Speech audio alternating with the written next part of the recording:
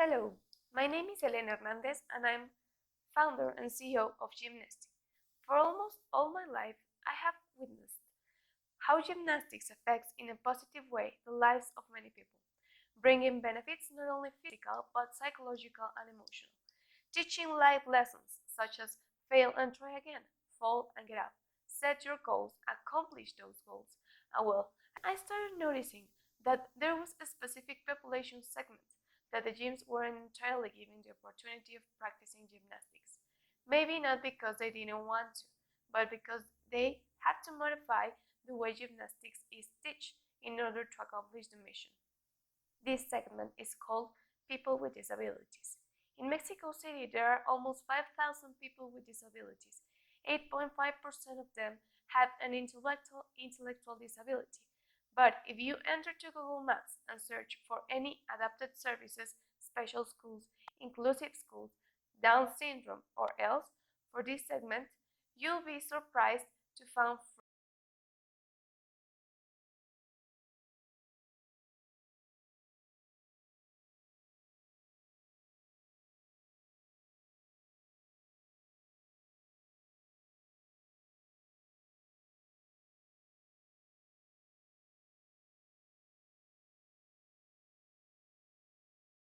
So, can we adapt gymnastics to make it friendly for people with disabilities?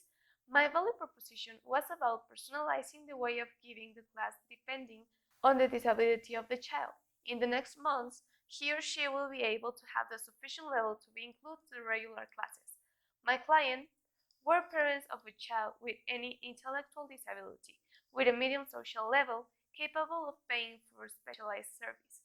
The relationship with my client was supposed to be direct, because they will come to the gym for information. But suddenly my client questions me. How do I know you are capable of teaching my children gymnastics? Yeah, sure, well, I have been coached for a long time. Wrong. I need more than my gymnastics knowledge for doing this. So, if I want the trust of my client, I need to do more. I started talking with communities, trying to be part of them, but this is very difficult even nowadays. So then, for making that relationship easier, Gymnessi has participated in small TV programs, has convinced some of these communities to share information of the page, and we were part of the celebration for the World Down Syndrome Day at Mexico City's downtown. Finally, we decided to give our clients what they wanted, an expert. Erlinda Sanchez is a former professional gymnast, participant in the Montreal Olympic Games and Pan American medalist, with more than 30 years of experience teaching gymnastics. So now we got this. Adapted gymnastics classes for people with intellectual, visual, hearing, or talking disability given by Erlinda Sanchez Marquez and her trained coaches that aim to provide the best service and teach the culture of inclusion every day. Okay, now it was a perfect time for an MVP. For this, I talked to an association called AMPRE, a specialized school in Mexico City, and they were our first clients. With a group of 12 children and 3 coaches, we were able to give 5 classes in November and December of the last 2016. This was more than enough to understand which were going to be our strategy partners, inclusive and special schools. In order to get to our clients, we need to make alliances with places where our clients gather. Our key activities were sending messages by Facebook, emails, talking directly to the directors, going to the schools, and also trying to convince some pediatricians, psychologists, and therapists to recommend us.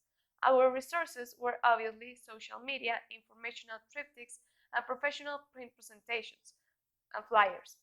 And last but not least, perseverance, time, and many gasoline. Today we are collaborating with 3 pediatricians in a private hospital in Mexico City. We're participating with communities like FINE, Trisomía 21 México AC, Red Down, and Comunidad Síndrome de Down.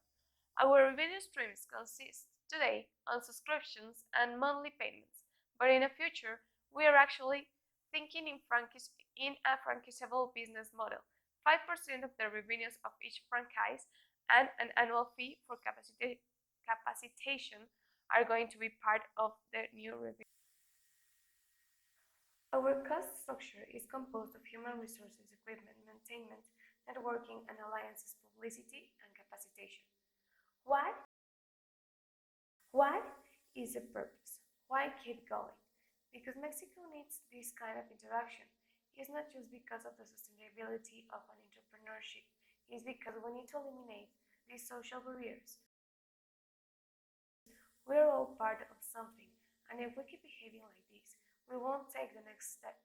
Every action has an effect, even positive or negative. Each one of us has the opportunity of making something every day. In Gymnessi, we know that inclusion is not just letting in, it's welcoming.